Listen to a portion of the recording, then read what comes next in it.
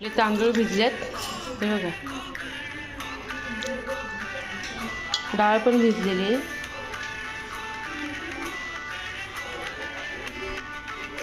आता मिक्सरला बारीक करूया.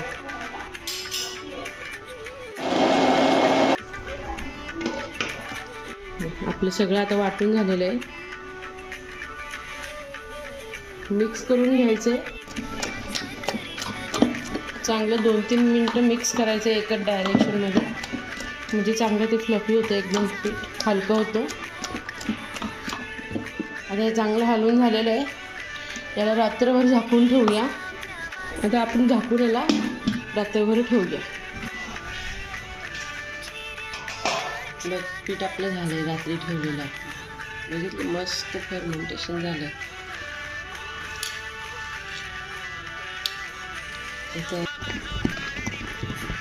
मस्त मिक्स करून झालं आहे. आता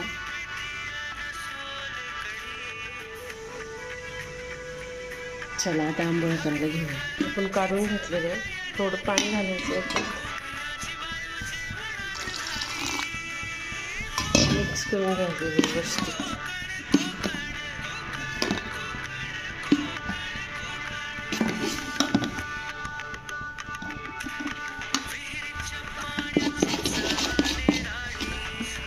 मिक्स करून झालेलं आहे.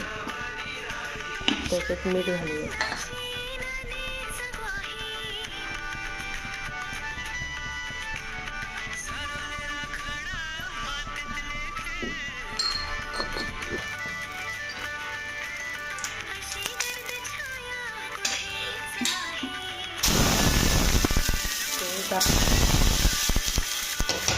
करून घ्यायचं.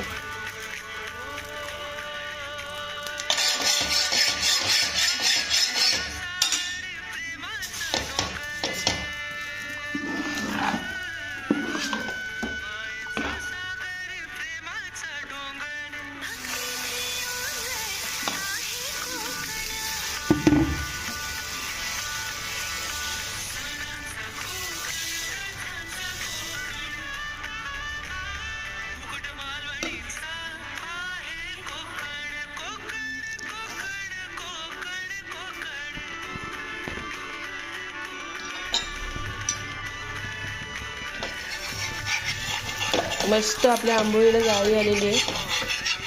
चला पलटी करून घेऊया हिला सुद्धा. परतून थोडं तेल घालूया.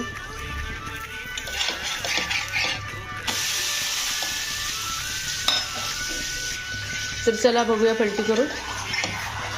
बघा, आपली आंबोळी छान अशी जाळीदार झालेली आहे. छान त्याला जाळी पडलेली आहे. काढूया. तर आपण अशा प्रकारे सगळ्या आंबोळ्या तयार करून घेऊया. आम्ही झाले का आंबोळ्या? झाल्या आंबोळ्या. आता आपण चटणी करूया. हे बघा किती स्पॉन्जी झाल्यात, एकदम मस्त. आपण चटणी करूया. इथे डाळ्या घेतल्यात, हे थोडेसे शेंगदाणे घेतल्यात,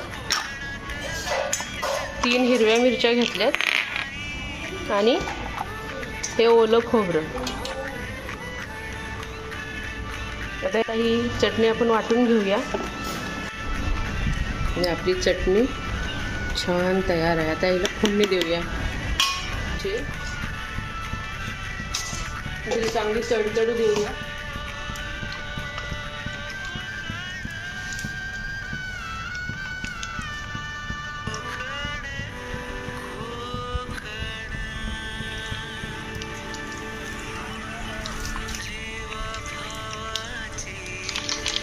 बघा, मोहरी तडतडते. आता त्याच्यात आपण कढीपत्ता घालणार आहोत जरासा.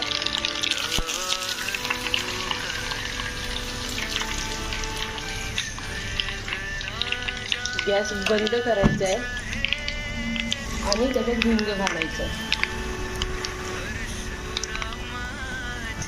थोडासा घालायचं.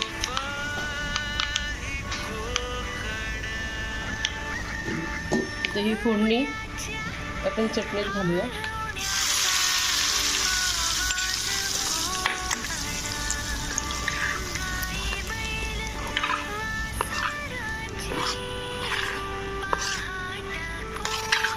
मस्त आपली आंबोळ्याची चटणी तयार आहे बघा.